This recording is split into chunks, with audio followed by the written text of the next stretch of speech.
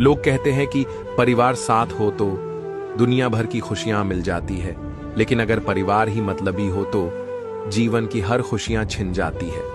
इंसान तब तक सहन करता है जब तक उसकी सहन करने की क्षमता होती है। उसके बाद वो ना तो रिश्तों को जरूरी समझता है और ना ही अपनों को।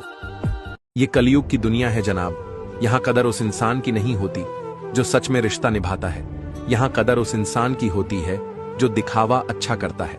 मन में बुराई रखने से बेहतर है कि स्पष्ट रूप से मुंह पे कह दीजिए। बेशक रिश्ते कम रहेंगे मगर सच्चे रहेंगे।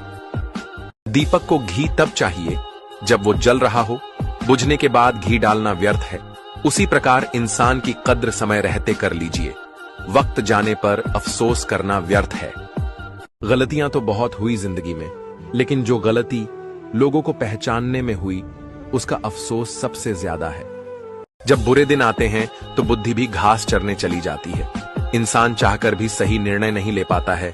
इसलिए तो कहा जाता है कि इंसान बुरा नहीं होता, उसका वक्त बुरा होता है।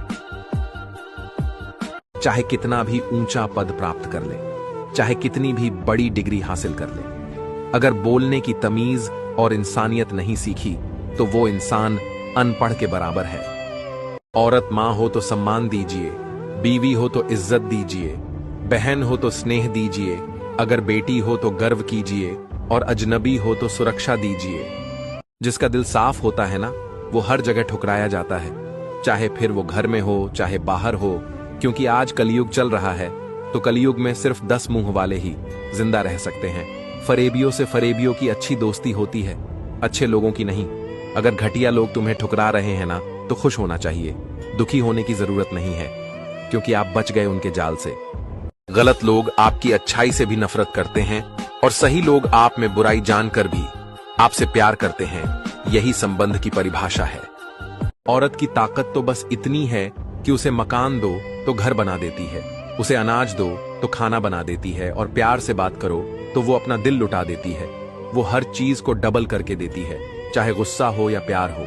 यदि आप अपने घर में शेर बनकर रहेंगे तो निश्चित ही आपकी पत्नी दुर्गा बनकर आप पर सवारी करेगी, किंतु यदि आप अपने घर में नारायण बनकर रहेंगे तो निश्चित ही आपकी पत्नी लक्ष्मी बनकर साथ रहेगी। घर बर्बाद होने के 2 मुख्य कारण। पहला, सास हर दिन फोन पर अपनी बेटियों को अपने बेटे बहू की एक एक खबर पहुंचाती है। बदले में बेटी अपनी मां को बहू से लड़ने के नए नए टोटके बताती है। और दूसरा, बहू हर दिन घंटों तक अपने मायके वालों को ससुराल के सारे भेद देती है तथा अपने छोटे बड़े दुख को बड़ा चढ़ाकर बताती है।